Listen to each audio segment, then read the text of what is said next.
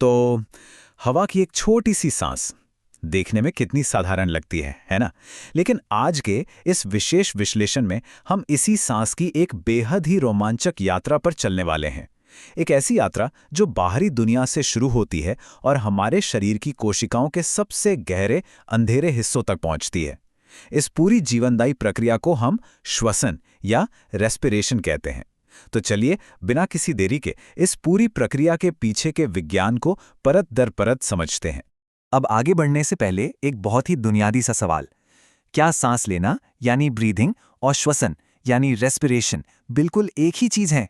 बचपन से शायद हम इन दोनों शब्दों को एक ही मानकर चलते आए हैं, लेकिन सच तो ये है कि सांस लेना महज एक डिलीवरी मैकेनिज्म है। असली जादू तो उसके बाद शुरू होता है। देखिए, इन दोनों के बीच का अंतर एकदम साफ है। सांस लेना बस एक मैकेनिकल प्रक्रिया है, फेफड़ों में गैसों को अंदर खींचना और बाहर धकेलना।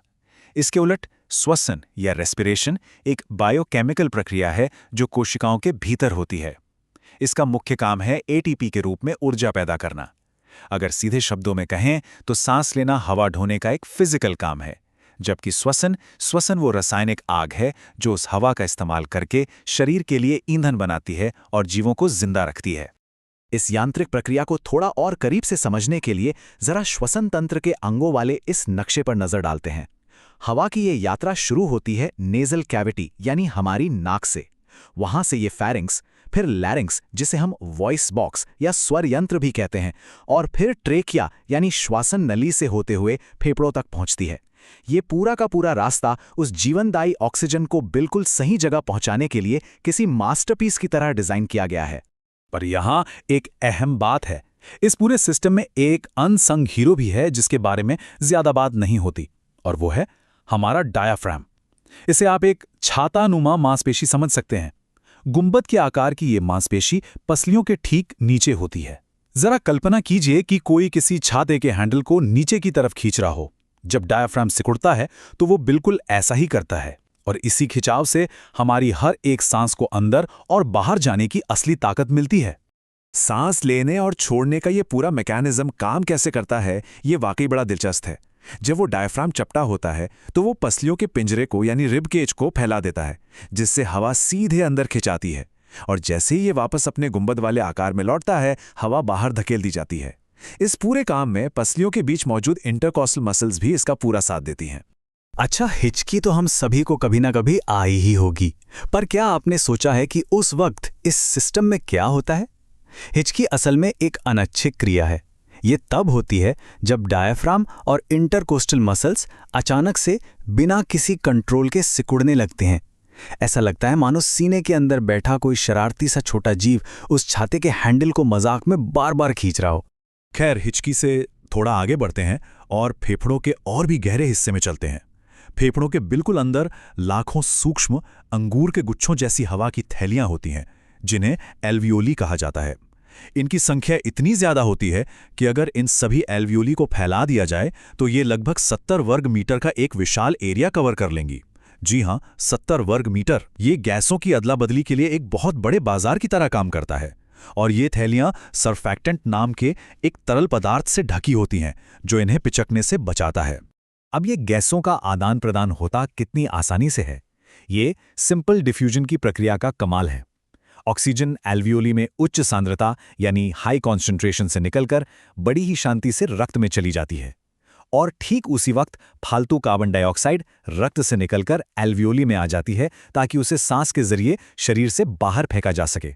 ये पूरी अदला बदली एक बेहद पतली झिल्ली के आर पार बिना किसी एक्स्ट्रा एनर्जी के एकदम सहजता से हो जाती है। चलिए अब फोकस को एकदम माइक्रो लेवल पर ले जाते हैं।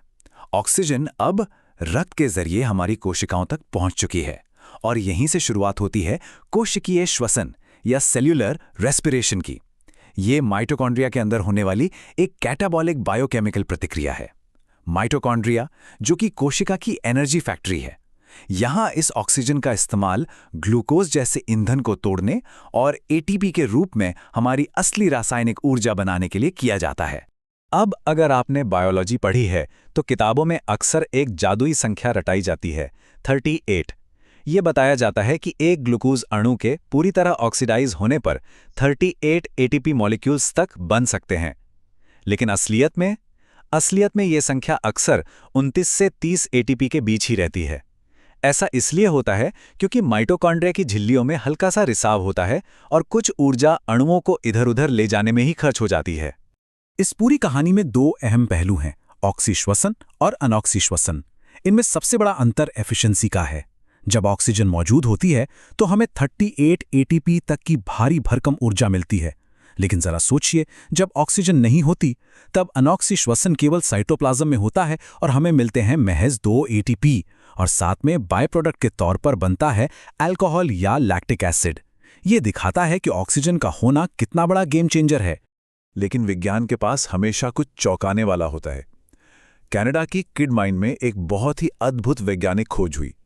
सतह से 7,900 फीट नीचे एकदम अंधेरे में कुछ ऐसे सूक्ष्मजीव मिले जो ऑक्सीजन की जगह सल्फर से सांस लेते हैं। बिल्कुल सही सुना आपने। ये एक्सट्रीम एनाएरोबिक जीव हैं जो ऑक्सीजन के बिना मजे से जिंदा रहते हैं और खाने के तौर पर पायराइट जैसे खनिजों का इस्तेमाल करते हैं।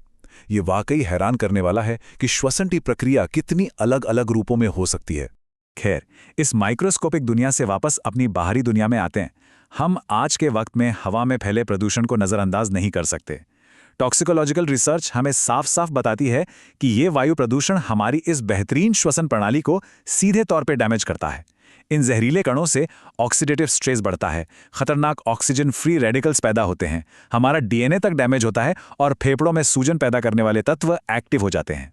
तो इस पूरी चर्चा के अंत में विचार करने के लिए एक बहुत ही गहरा सवाल है। अगर हमारी माइक्रोस्कोपिक एल्वियोली गैसों को इतनी कुशलता से, इतने परफेक्ट तरीके से सोखने के लिए बनी है, तो जरा सोचिए, जब हम जहरीले प्रदूषकों से भरी हवा में सांस लेते हैं तो हमारे शरीर की उन सेलुलर एनर्जी फैक्ट्रीज का क्या हाल होता होगा। मानव शरीर की इस शानदार इंजीनियरिंग और आज की हमारी पर्यावरणीय सच्चाइयों के बीच का ये टकराव वाकई सोचने पर मजबूर कर देता है। एक साधारण सी सांस के पीछे छिपे इस असाधारण विज्ञान को हमारे साथ समझने के लिए आपका बहुत बहुत धन्यवाद।